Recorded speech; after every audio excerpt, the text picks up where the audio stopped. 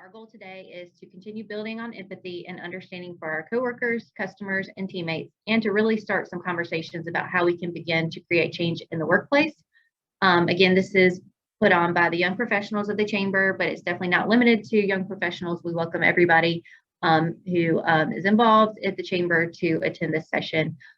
Before we get started, I'd like to thank our program sponsors. So we have 4 sponsors. I think they were on the screen a minute ago. We've got Founders Federal Credit Union, Rock Hill Coca-Cola, Williams and Fudge, and Comporium. So we are so grateful for these good corporate neighbors who make it possible to bring you this valuable programming.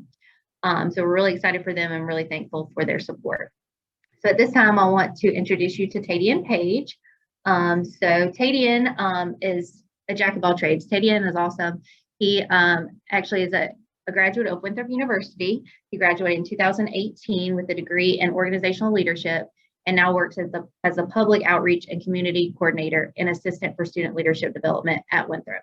He's also a 2019 graduate of the Northeastern Graduate School of Education with a Master's of Education, focusing his research on social emotional learning and the development of young males of color. Additionally, Tadean has written a book, Dear Black Boy, a collection of truths from the African American male perspective. And he also has an organization, Motivating Males, which is a support system for males in today's society. His goal is for each person he impacts to know that the sky is the limit. Additionally, he is very active in his community. He is the youngest board member in the Rock Hill Schools Education Foundation Board's history, and also on a number of other organizational and community-based efforts. Tadean works alongside administrators and educators to create strategies and solutions that assist in the efforts to better serve students.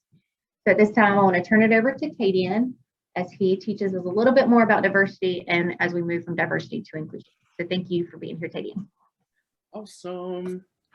Thank you, Madison. Super excited to be here. It's always awkward listening to someone talk about me. I hate that, but I also, it's always just still cool to hear and just kind of know where I am today and how important this work is to me, how it shows up in my life in various forms and facets. So thanks for the introduction. Super excited to be here today. Thank you to Madison and Miss Colleen as well for working with me and having me here today. I'm super excited if you cannot tell by the big smile on my face currently. I'm also excited because I see a couple people that I do know here. I won't get into name calling, but hey everyone. And those I do not know, I'm grateful to meet you all today as well. So today is going to be very conversational. I'm happy actually that we have a small group here today so we can get to spend some time actually around what the topic is. So I'm going to start sharing my screen here. Just some general housekeeping rules as we jump in today. Again, you're more than welcome to ask questions throughout the presentation. Do not feel obligated to hold those until the end. Let's make it conversational, build a little family here. So feel free to unmute yourself at any time and ask a question, or feel free to use a chat box as well if you prefer to utilize that as well. So I'm going to share my screen here. I think I already have those right. Awesome. All right.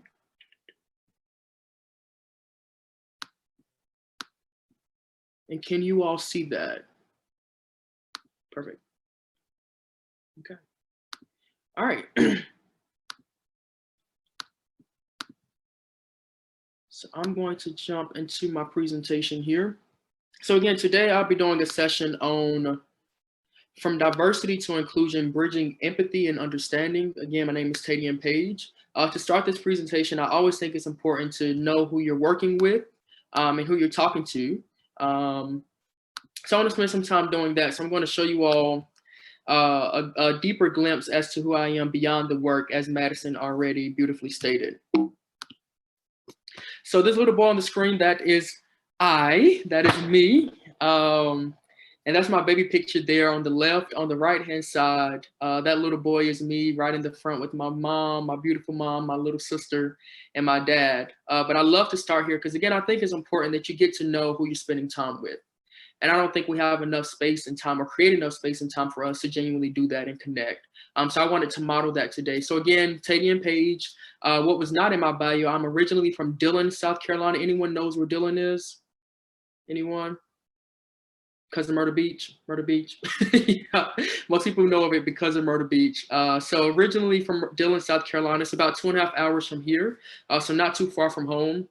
Born and raised there with both my parents and my younger sister. Grew up there. My parents owned after school programs, so they did a lot of tutoring and providing a lot of support holistically for kids in the community. So grew up in that. My dad's a pastor, my granddad's a pastor, so spent a lot of time, if not at church, at the after school programs as well. And then that kind of led me into this trajectory of wanting to get into education. And that's actually how I ended up here in Rock Hill, South Carolina. I ended up at Winthrop University. I am in nature a very competitive person, and I knew Winthrop had a very credible education program. So I wanted that stamp on my name, if you will. So I decided to come to Winthrop to major in education. Loved education. I had my whole life figured out. Knew I wanted to be a teacher for a number of years, then become a principal by 30, and then Secretary of Education and all that good stuff. I started my field experience, luckily and gratefully, at Winthrop. They put you on your field experience as early as your freshman year, which was the best thing that happened to me because I realized I no longer wanted to be a teacher. So it worked out in my favor because I was able to switch that major without having to get the degree and get into the career field to realize that. So what I realized was that the reason I no longer wanted to become a teacher, and I still call myself an educator, but the reason I didn't want to be a teacher because I was so much more interested in impacting kids everywhere, students everywhere, rather than just one school or classroom.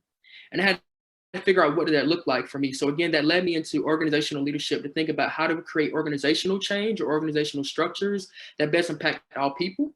So that's how I ended up graduating with a degree in organizational leadership. Graduated in 2018 from Winthrop and started working there literally the next month after as the public outreach community coordinator. So building a lot of community relationships, which is actually how I know a lot of you on the call today. So started off there, been at Winthrop for about 3 years now. So I do that. And then I also have my own company, Ascend Solutions LLC, which is where I work with small businesses and organizations on their community engagement and social impact strategy as well. So again, excited to be here. So the person in front of you today, again, is that little boy. But a few words to describe myself, if I may. I would say in 4 words that I am empathetic. I am a servant leader. I am a world changer. And I am comical.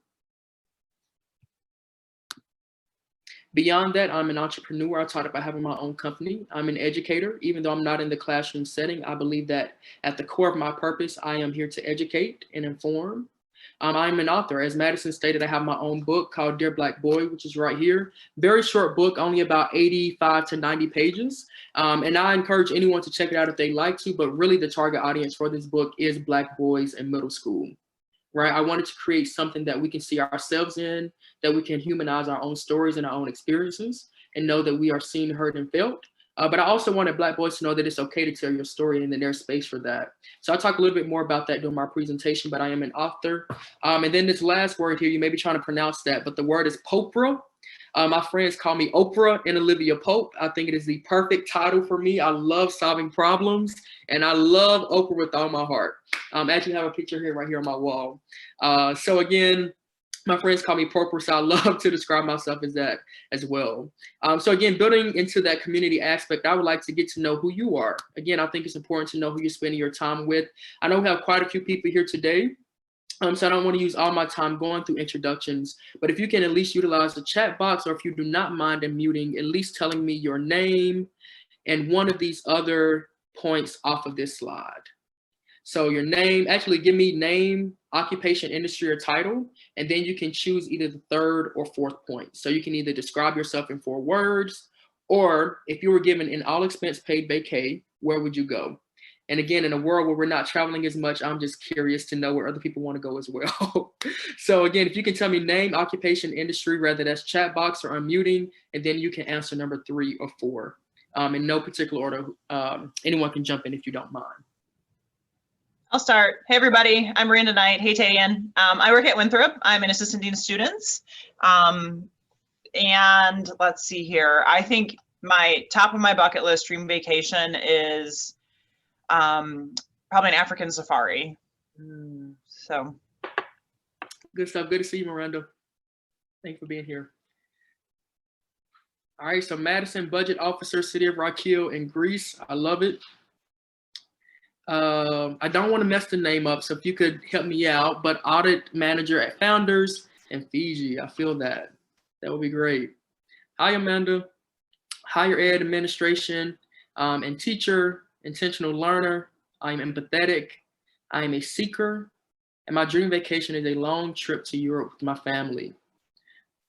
What's up, Jonathan? Thank you for being here. Financial analyst for the city of Rock Hill. Awesome, good stuff.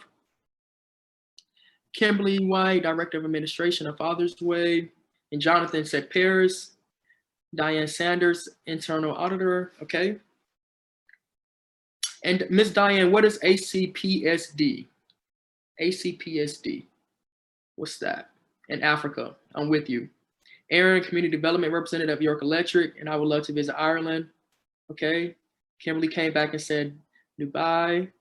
All right, good stuff. Hey, Tadean. Public schools. Okay, good stuff. Thank you, Ms. Diane, for sharing that. I don't. Hey, Tadean. Can you hear me? Is that Amy? Yes. Hey. Hey. So this is Amy Falconberry, and I just wanted to, I'm actually having to do this from my phone. I'm in between meetings, so I figured it would take me longer to type than say this. But first of all, I want to thank you very much for doing this, and Madison did a great job introducing you. But I actually am here today. I just realized I'm not at a place where I know enough to speak intelligently or understand where other people are always coming from. I have my little old lens from Rock Hill, South Carolina, where I grew up and came back as an adult and have been my whole life. So, you know, even just going to Columbia and meeting different people from different parts of the country and doing some traveling, you know, I've seen a few things, but haven't, I feel like I like the word seeker that someone else just used, but I'm also here because I'm on the founders board and was recently asked to serve on their diversity and inclusion committee. And so as more companies and businesses really start to focus on this and try to make sure that their culture and what they are building and doing each day is sensitive to all of their employees and their customers, it seems to be more and more important. So I'm here to learn and did not mean to talk so much, but I just wanted to thank everybody for that. And I also want to apologize because I have a noon Zoom, so I'm going to have to jump off, but I did want to thank you guys for this. Absolutely. Thank you. Good to see you. Well, hear you, Amy. Yeah, thanks. Sorry. Good stuff. Thank you. All right. And I have some other answers there. So I've been able to read those as well. But I will say before I keep going, I am definitely joining Porter on this trip all around. I like the tour there. I like what we're doing from Thailand to Vietnam, then a break for a week and then to Ireland, Scotland, England, and France. I mean, you know, I didn't put any limits there. I said all expense paid, so why not go for it? I should have dreamed as big as you. I like it. All right, good stuff. So thank you all for introducing yourselves here. And again, I'm gonna continue to look through this as I go through my presentation. I like to know who I'm talking with. So thank y'all for participating there. So as I jump into the presentation a little bit more, I do or would love for you all to continue to interact with me, whether that's chat or audio. So continue to do that as we go through the presentation today as well. All right, so again, we know the topic from diversity and inclusion, bridging empathy and understanding. So we're going to switch gears here, and then I want to talk about from diversity to inclusion by first defining what both of those are and allowing you all space to give me your definition or your thoughts around those definitions. So I'm going to share my screen here again from this platform. Okay, so if you can utilize either your phone, if you do not mind using either your phone or your laptop or desktop, whatever your own, and go to menti.com, M-E-N-T-I, M-E-N-T-I, M-E-N-T-I.com. And on your screen or on your phone, you're going to see a code come up, and I'd like for you to put that code in. So let me give you that. Wait, I'm sorry, did you say M-E-N? Uh-huh. Okay. Yeah, M-E-N, T as in toy, and then the letter I. And you'll see it here at the top of my screen. Okay, so once you go to menti.com, it should say enter a code, and this is the code that I'd like for you to enter, and I'll call that out as well. 37124580. And again, it's at the top of my screen, but it's 37124580. Once you put that code in, this question should come up on your screen. So when I think of diversity, I think of ... And again, just share your thoughts. It doesn't have to be a complete sentence. It can be a thought or a statement or a phrase, paragraph, whatever you feel comfortable with sharing. When you think of diversity, what do you think of? Whether that's your definition, words, phrases. When I think of diversity, I think of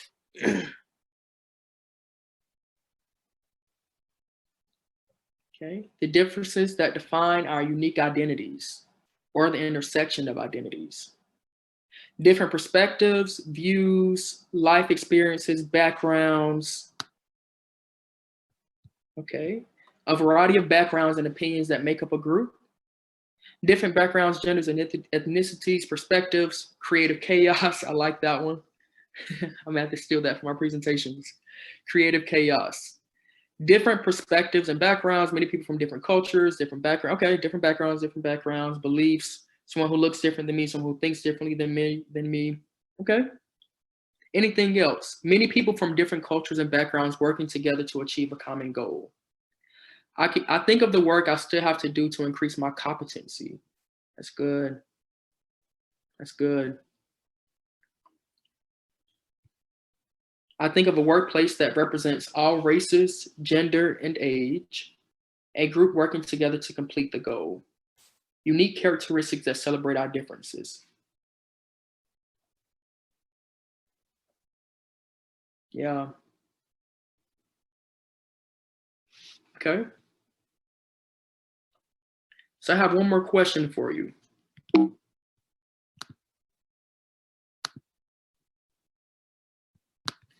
more question. I'm gonna go to my next slide here.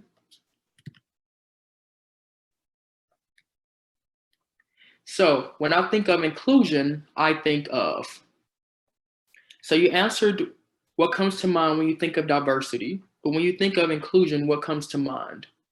When I think of inclusion, I think of, or do you think they're the same?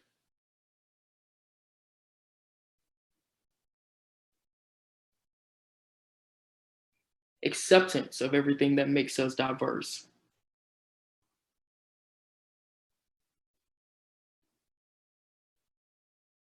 Everyone being respected for who they are.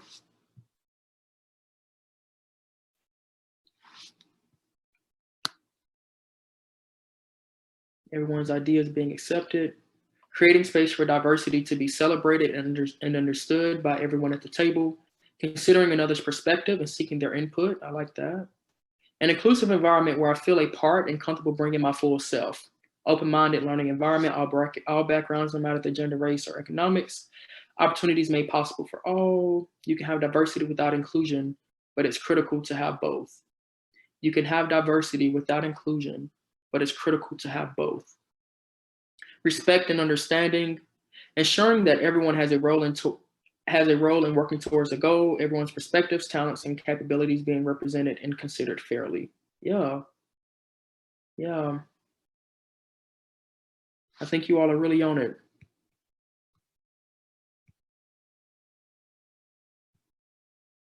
And Ms. Colleen, while we're still waiting on a few more responses, I'm still letting people in. So if you just can continue to watch that with me as well, to make sure I don't miss. Perfect, thank you. Yeah. Yeah. So thank you all for participating so far, and thank you for your responses. And I think as I'm just kind of observing all of the responses here, again, I think a lot of us are right, spot on. I don't think it's one clear way to define it, but I do think there is a difference between diversity and inclusion. And I think you all articulated that here. So I'm going to go back to my presentation. And again, let's talk about that a little bit more. It's a little bit bigger.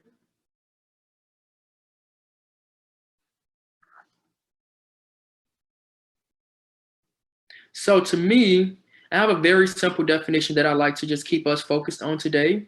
Diversity is representation, right? And when I say representation, to me, I mean that in the most minimal form. Representation, numbers, right? Checking the box. That's what I think of when I think of diversity.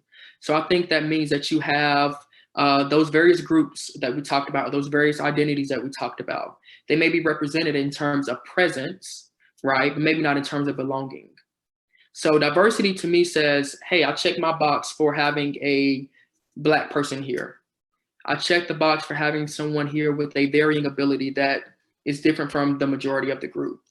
Diversity to me says, I have someone here who may be of a different ethnicity, right? Or maybe from a different country, or maybe international, right? That's what diversity says to me, that I have those available, or I have those here.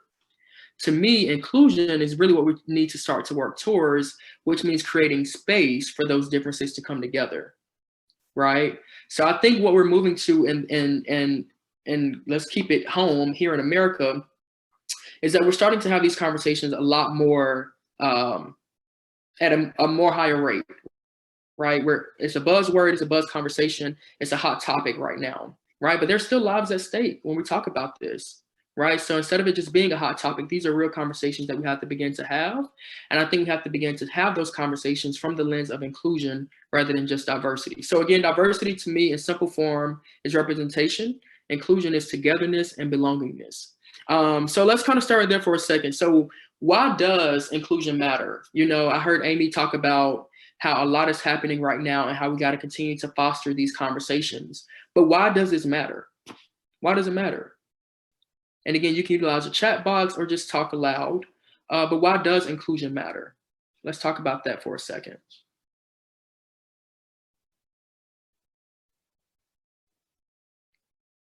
No fear, I promise.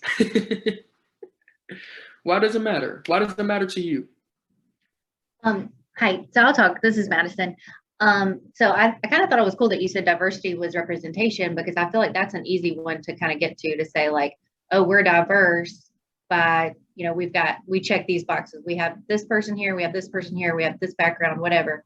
But inclusion, even if you have all those people and you don't have a safe space and you don't have a place where they have a voice, or even, you know, feel like even though they're technically present, but they don't actually make any changes, or they don't have a place in the organization as far as moving up or making decisions and things like that, then you're not going anywhere as an organization.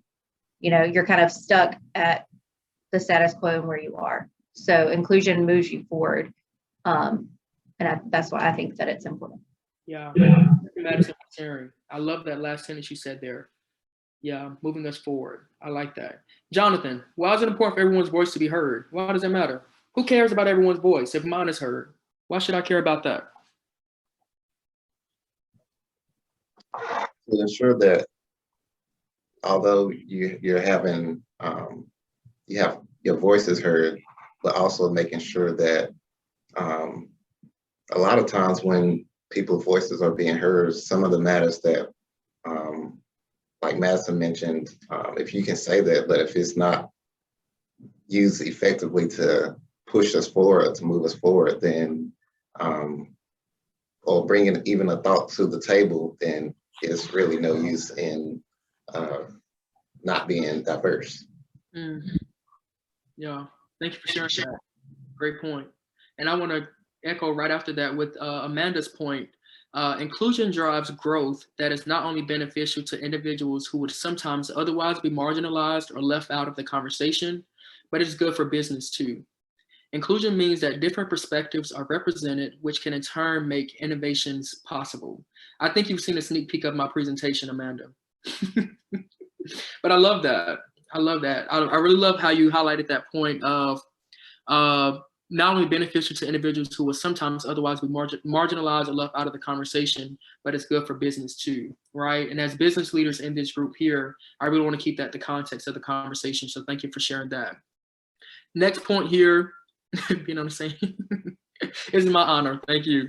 It matters because the collective is always better than a singular perspective. The collective is always better than a singular perspective. There are things that the collective can achieve that can't be achieved with a singular perspective. Same as what Madison said. I love that as well. I love that.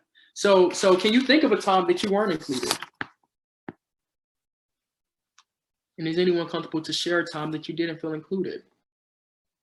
What was that feeling? I think for me, I think of, and I have several jotted down. So if no one can think of any, I have several. But I think of one of the earliest memories when I was 9 years old. Again, like I said, my parents own businesses, and they've done that pretty much my entire life. So with that, we've always lived in pretty affluent neighborhoods, and primarily being from smaller towns that primarily looked like only white families. So I've always had majority white neighbors, but that never bothered me. I never even thought twice about it, to be completely honest. I just liked the house that we had. And one day we had our bicycles, my sister. Now my sister is 2 years younger than me. So I'm the big brother. And we just moved to a new neighborhood, and we went outside to ride our bikes. And there were two little girls right next door who were both Caucasian. So I was super excited to have friends who were about the same age as us. And I went to her and I said, hi. I reached out my hand to shake her hand. And I said, hi, my name is Tadean, 9 years old. And her, I'm assuming she's probably a year or two younger than me. She looked a little younger. She told me at that young age, her mindset already was that I'd rather spit than shake your hand. As a kid. So at the time, I couldn't process that as, what we know that to be today, which was she was taught. As a kid, I was like, that's weird. That's weird. And I remember going home to my mom and saying, she said she didn't want to shake my hand. She'd rather spit. I'm like, that's nasty. And I remember my mom going to have a conversation with her parents. And that's as far as that memory goes. I can't remember if my mom had the conversation or the talk with me after that. I can't remember any of those pieces of the conversation. But I do remember the trauma behind her saying, I'd rather spit than shake your hand. And that was one of the earliest memories of not feeling included for me as a kid. So before I jump into any others, I want to create space for others to share. Again, today is about from diversity to inclusion, bridging empathy and understanding. And we want to do that through our stories. Would anyone else feel comfortable sharing a time that you didn't feel included? Whether that's in the workplace or outside. Any specific examples come to mind for anyone? Tadean, I'll share. Yeah. You guys can hear me? Yep, you're good. Okay. Kind of similar to you, I'll go back to a childhood memory, though I've had definitely some workplace experiences, not at my current employer. Let's put that out there specifically, but going back to elementary school, I remember I went to a private school for a few years, and so it was majority white students and primarily people that were fairly well off, as well as there were some Asian students, but there was only one or two other Black kids. And of course, my name is odd, right? Strange to most people, is Savior. So when I walked in on my first day, I remember the kids saying, oh, did you come from Ethiopia? And then a few weeks later, I was called the N-word. And then, I don't know, maybe a few weeks later, a few days later, I remember I was, these girls attempted to jump me in the bathroom because I didn't look like them. So that was my earliest experience. Yeah. And first, thank you for sharing. Thank you for sharing that with the group. Because again, I think it's through our vulnerability that number one, we can create space for others to do the same. But two, so others can feel and empathize, or at least sympathize with our experiences and our lived realities. So thank you for sharing that. And I hate that that was part of your story. But thank you for sharing. I have a few more that were sent to me personally. As a person of the Jewish faith, I have lived and worked for organizations that I'm often the only one. I've had let me see if I can, it's so small. I've had comments said to me and have felt underrepresented in company holiday celebrations, right? So again, thank you for sharing that. And I think these stories are so important to share because unless we're in that particular group, right, oftentimes it's things that we don't think about because you're not forced to think about it. You're not forced to think about it, right? So thank you for sharing that as well. I have one more here. My experience has been with a former supervisor who was African-American, just as I am.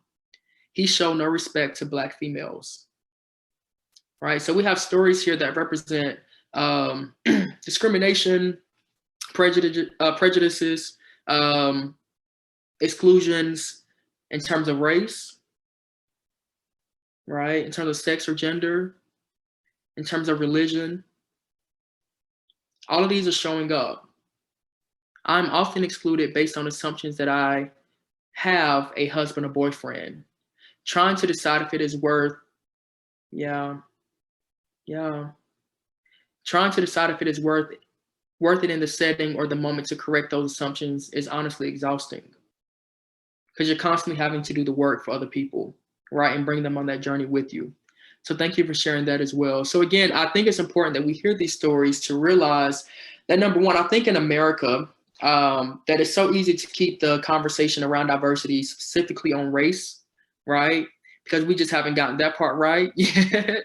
So it's hard to even think about all the other forms of diversity and inclusion that we need to really consider and that impacts people's everyday lives. So again, I wanted to open up the conversation to, number one, say right here that even though race is huge, and I want to keep that a center of the conversation today as well, that diversity shows up in a number of ways, and how to create space for all of that in the workplace today, right? I think it's good if we're getting the race part right. We still have a lot of work to do there, but we can't forget all the other work that we have to do along this journey as well. So again, wanted to bring that up. So thank you all for sharing that.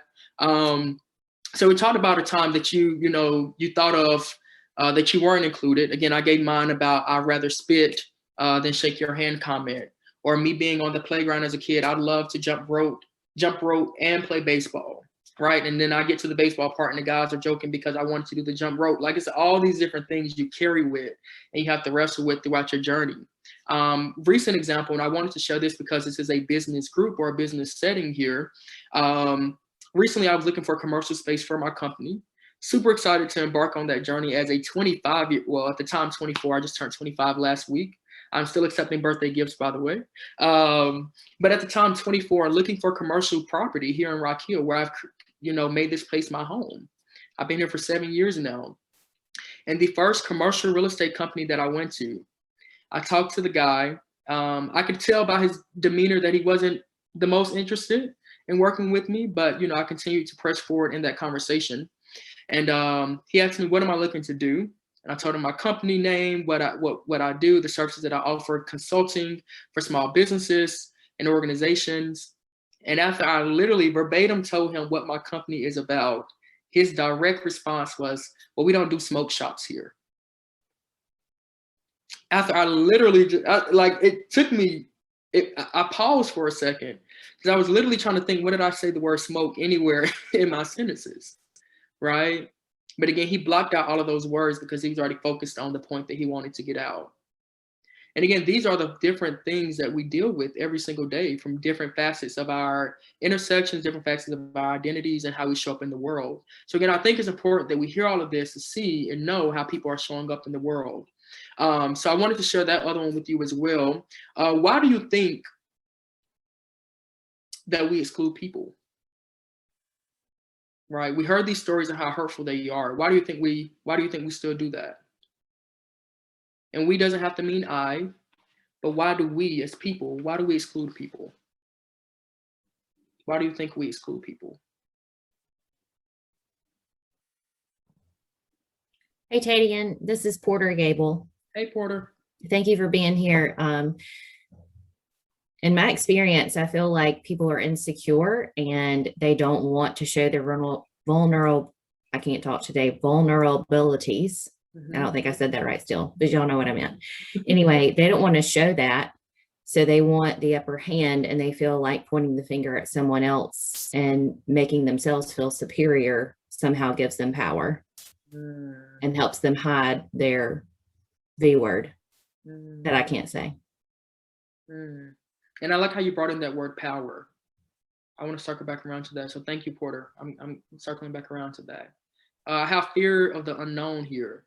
I'd love to get a little more context on that point. I like that point, but I want to go deeper into that. What do you mean by fear of the unknown? Any other thoughts? Why do we exclude people? What's the fear of the unknown? What's that that Porter spoke about? I'm sorry, Madison, go ahead. I think sometimes it's easier, to relate to somebody who's just like you, It's easier to talk to somebody who thinks like you, who has your same background, who, so you don't have to have those hard conversations. You don't have to have anybody, kind of pushing against you because you've got somebody just like you. So I think it's almost the easier alternative instead of having those hard conversations and having somebody who might push back against your beliefs or your opinions. So we kind of gravitate to the people that are more like us just for ease. Yeah. Yeah. It's easier. Feeling the fear of dealing with someone who is different from you, fear of what will this person think of me as a person. Yeah. Right. And it goes back to that vulnerability that Porter spoke of. But even if we turn out to be literally the exact same, right, it's the fear of it not being that case that I'm scared of, and I have to be vulnerable to even try that. Hey, Tadean. Yeah. I will also just say, I would say ignorance.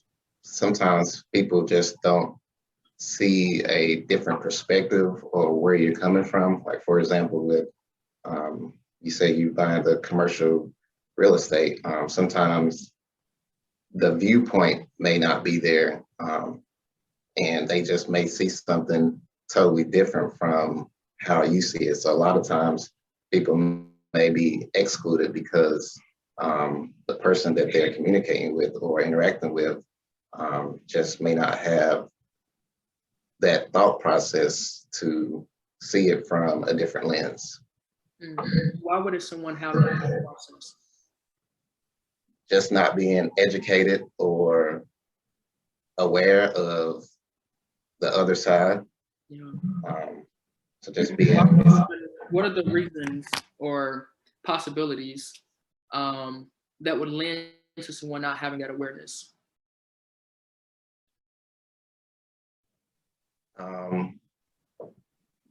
And I'm not putting you on the seat. Anyone can. Yeah. Yeah, I think it could be upbringing. I think it could be like a social, something coming down from their parents or grandparents. And like you said, with like that little girl, like, I mean, she didn't just come up with that line to you, that was taught to her from someone older, a 7-year-old or however doesn't think like that unless they're taught from someone else. Yeah, good point, Madison. Learned behavior, right? And another huge one for me, I think, is lack of context. We don't talk to each other enough. Right? It's easy. Madison and I are Facebook friends. She could post one thing and I could like, boom, block you, right? And didn't even get into the dialogue or the conversation. And I love Samantha's point just now. Not only do we not talk enough, we don't listen enough. That's actually the word I meant. I was just waiting on you to say it first, Samantha. Yeah, we don't listen enough. We don't create enough space intentionally for that to happen.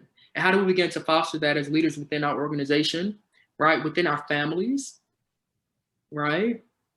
You talked about upbringing as well, Madison. How do we begin to be the one that brings up those conversations or foster those conversations within our families, within our friend groups, within our workplace, right? And that's why I really want to charge us to start to think about leaving this space. Again, it's not about me coming here today and hammering you and telling you how you're wrong, but let's begin to open up our minds and think, what is my personal responsibility, right? Many of us on the call today, you may not be the CEO of your company. You might can't go and change all the bylaws or practices tomorrow, but what is your individual role and responsibility within the influence that you have, that power that Porter spoke about? We each carry a certain level of power. How are you using that to foster a more inclusive world, to move us from diversity to inclusion? So I want to start right there a little bit. And again, to that point, I think we exclude because we don't get to know people. We don't know them, right? We don't humanize the experiences of others. And I wanted to bring up again the context that this is more than just about race, but it's the same way that, you can have a guy, and I don't want to give energy to his name, who can go into a church in Charleston, right, and kill 9 people. And that still makes me emotional today, right? Simply because he felt that he had to. Simply because of information that he learned that he thought that group was doing to people like him. Somebody can go into a church and say, man, they were so nice to me that I almost didn't do it. But I still had to carry through on my plan because it was that deep. Right? These are the realities. It's the same reason that in 2020, at least 44 people who are transgender or gender nonconforming were violently killed or murdered simply because of how they show up in the world. At least 44. At least 44. Right? So again, diversity is okay, but inclusion is where we have to move to. Inclusion is where we have to move to, especially within our workplace. So let's talk about that. So we talked about why does it matter a little bit. I want to jump into why does inclusion matter within your organization? Why does inclusion matter within your organization? So I want to show here some of my main points that I wanted to highlight to the group. Number one, we spend at least 1/3 of our time at work, okay? So if you are in a position on this call today, let me be the first to tell you that you at least owe it to the people who show up to make your organization work, to make them feel comfortable. And that is an evolving journey. That doesn't mean we get it all right the first day, right? But do you care enough about those individuals who show up to create space for them to feel seen, heard, and felt? Do you care enough to make them seen, heard, and felt? Does your company care enough about you to make sure you are seen, heard, and felt? These are the questions I want you to think about leaving this space. But again, if I'm spending at least 33.33% of my time somewhere, I need to feel comfortable. I need to feel comfortable. You owe me that. You owe me that. So let's begin to think about that very intentionally. Number two, let's get into some data for people who love the data. Best workplaces for diversity have a 35% higher revenue growth. Okay? We love the money, right? We're trying to run successful companies. Raise hand if you're a business owner here who does not want to make more money. Put mine down. Right? Inclusion helps with that. Inclusion helps with that. Third point, and we'll get into some strategy here in a second. Ethically diverse companies perform 38% better. Right? Why? Going back to the point somebody mentioned earlier, you have all of those minds at the table. I think it was the collective is always better than a singular perspective, right? In terms of strategy, in terms of our innovation, in terms of what we come up with, in terms of our brainstorming or our brain dumping sessions. We can all contribute more from our individual perspectives to create a better product, a better service, a better strategy, or a better way forward. Okay? And I would hope that anyone who truly cares about their company or organization will want that to be the end result of the end goal. So that matters, 38%. Fourth point, America is projected to be a minority majority country by 2045. Right? So again, that only talks about in terms of ethnicity or race, but again, that's an important piece right there. How are we creating cultures that these people want to come and work in our space? Again, the workforce is becoming more and more competitive. Can you compete? Are you getting applicants? Why not? Where are you advertising those applications at? Are you advertising to diverse populations? Right, so again, these are just questions I want us to start to think about. I want to show a video from a lady that I love named Caroline Wanga. Not sure if anyone's ever heard of her, but she is over diversity and inclusion for the Target Corporation. I know many of us love Target on this call right now. Probably spend way too much money and time there, I being one of those people. But she's over diversity and inclusion for Target. And I love this 1-minute video that she said at a conference I wanted to point out.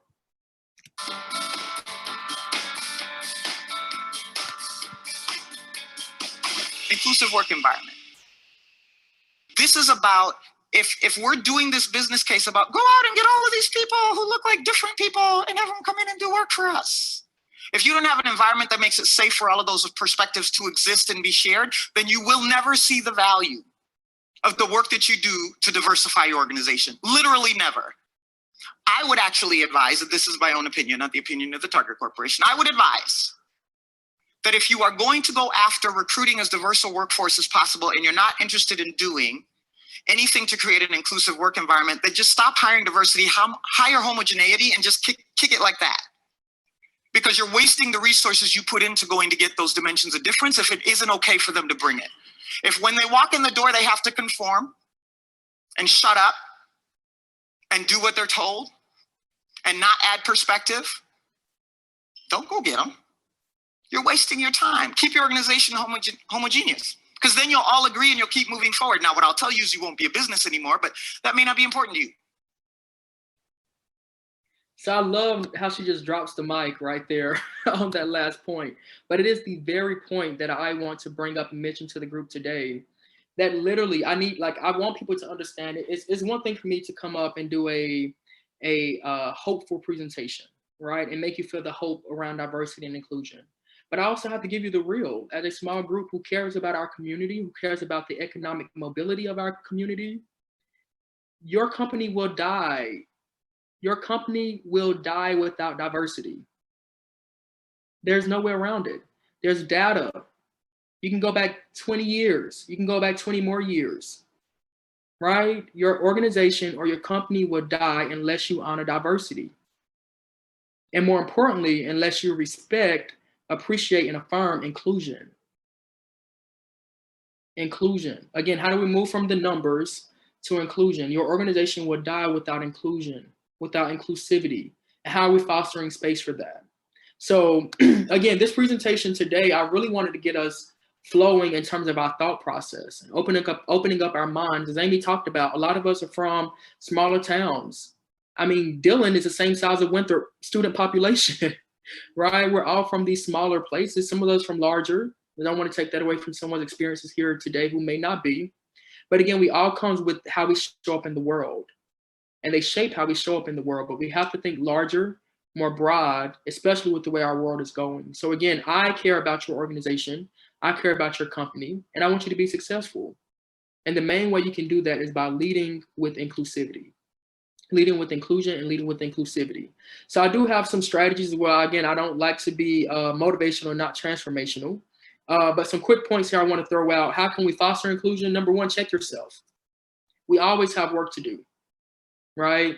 Even in terms of race, that doesn't mean all the Black people got all the answers. We have work to do too. We have things that we're unlearning in terms of racism, in terms of systemic oppression, right? So continue to check yourself. Become a student and a champion. You get to stand up for somebody and not have all the answers at the same time. There's room for both. And that's our responsibility within our organizations and our individual circles. Number two, show up with more of your identities and allow space for others to do the same. Again, that's a very optimistic or hopeful statement. Every environment doesn't feel safe to do that. But what is the space that you're creating for others to feel that they can do that with you? That's your responsibility and role. Number three, intentionally set out to work with someone else. Back to Madison's point, getting to know other people, right? Dissecting what we know to be true, what we believe to be true. And we only do that by immersing ourselves in other communities, other identities, right? We all have a coworker, literally, regardless of where you work, you have a coworker that you did not think you were going to talk to at first. And now y'all probably really cool. There's probably still one you don't talk to, right? But there's one who you did not expect to form a relationship with, and y'all probably are really cool now, or at least have a very cordial working relationship. And that only happened by intentionally setting out to work with someone else. So again, I encourage you to lead with that confidence and to try to do that. Number four, be okay with accepting that we may be more alike than different, right? Madison talked, I'm sorry, I keep calling on Madison, but Madison called that out as well. That we oftentimes cling to people that we think we are alike. But I always have to tell people there is always diversity amongst diversity. No two people are the same. Even if we're both Black, even if we're both from the same socioeconomic status, even if we both have the same degree, like there's still some differences that each of us will have. So be okay with something that we may be more alike than different, but also know that it's okay if not, right? But can we be humane enough to not harm someone else that is different from us at the base level, all right? And then again, and I'll send this to you, Madison, maybe we can send it out to the group, this presentation. But I have an inclusion action plan here that I'd love for you all to take and have in your own space, or just to consider as you're doing strategic planning for your companies, for your organizations, or as you're thinking about individual issues or challenges. How can you begin to work through that to reach a solution, right? Again, how do we move from just motivation to transformation? So identifying the issue or challenge. Hey, we do not have enough, we only have an all-white board. I had an older gentleman yesterday call me, he's 70 years old.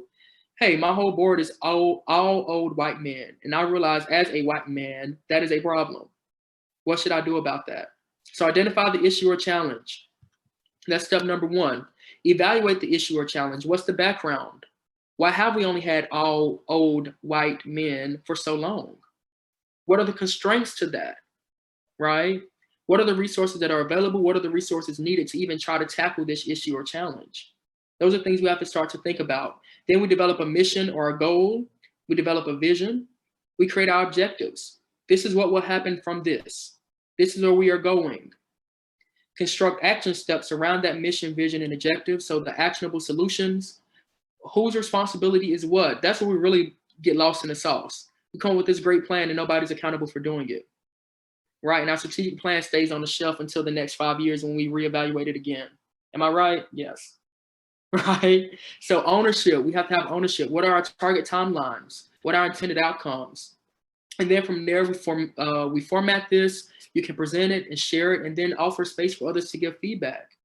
Again, we can be the champion and the student at the same time. So again, I'm going to send that to Madison as well so she can share it with the entire group so we can all have that. I did want to quickly share my screen here just to show you someone I think does a great job of that. Target, again, they have an entire part of their website dedicated to diversity and inclusion.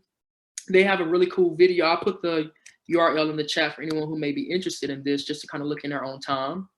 But with this, you can see, I think I'm typing, perfect. All right, so that's in the chat box if you'd like to copy and paste that to view later.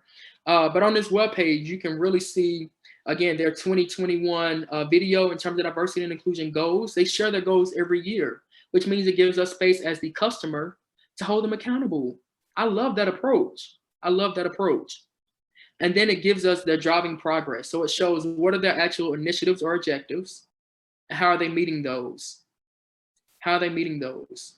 Increasing representation of people of color and women of color, advancing people of color, equal representation of women at every level, protecting, well, we need to do that too, but promoting more women, right? Reducing turnover of people of color, increasing spending with diverse suppliers. I mean, you can really see how this is not just about hiring processes, but really analyzing our entire systems to think, how do we really get more inclusive as a company, as an organization, as an entity?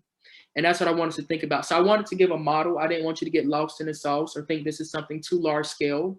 Not saying you have to have as many objectives as Target, but just a blueprint that you can have one here if you need to show something to your boss, if you need to show something to your supervisor or coworker or friend to think through with. So again, there are models out there. Target is the only one. It's not the only one. I'd be happy to connect with each of you individually to start to talk about this even more and dive deeper, right? Because that's where the real work begins. This is just a presentation to get our mindset, our framework, and the thought process together to think about how do we truly move from diversity and inclusion by first understanding the importance of that. So again, I kind of think that's it for my presentation in terms of time. I want to end with this quote. The best innovation comes from inclusive work environments that foster diverse ideas, nurture people with diverse talent and backgrounds, and create strong relationships with diverse communities. Create strong relationships with diverse communities. We love Rock Hill for All is our slogan here in Rock Hill. But again, that is something we have to foster. It doesn't happen by us saying it and putting it on our t-shirt.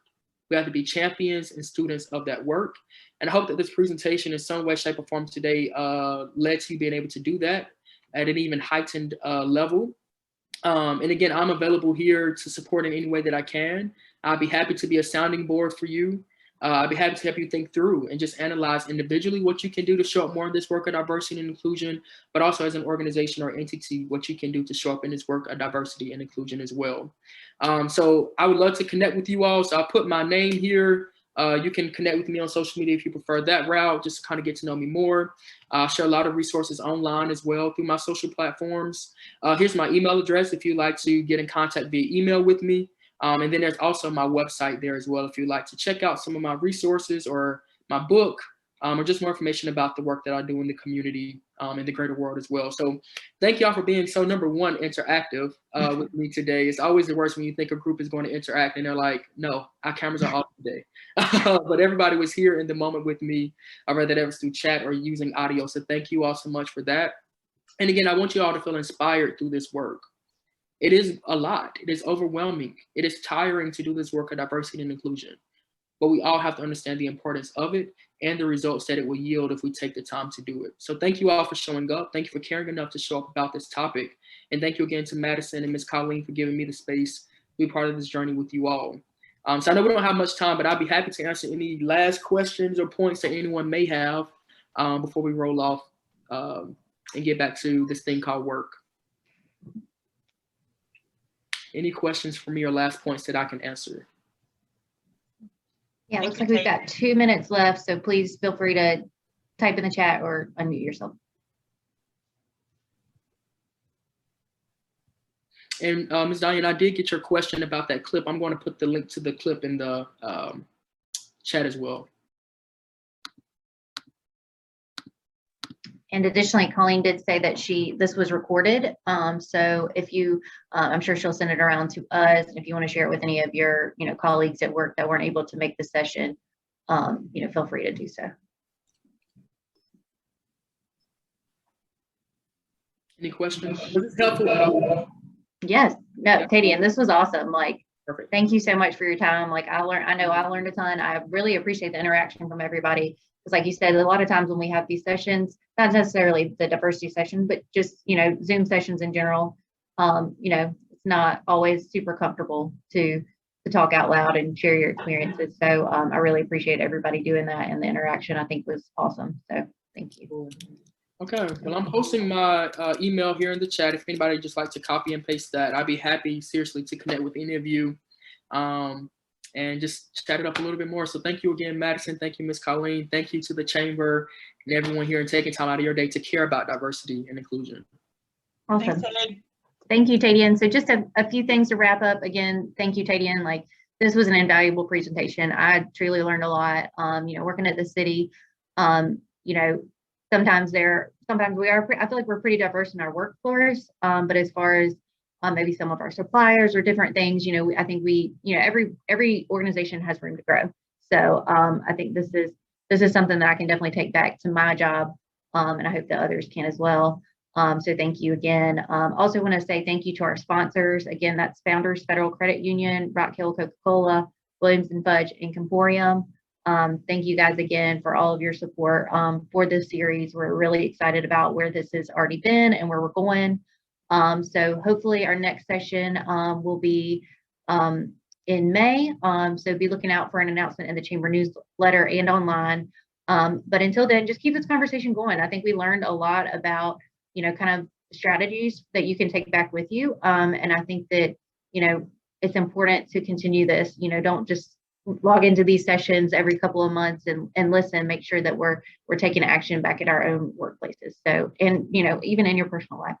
But thanks again, awesome job, Tadean. And I appreciate everybody's time. So hope y'all have a great day. Thank you.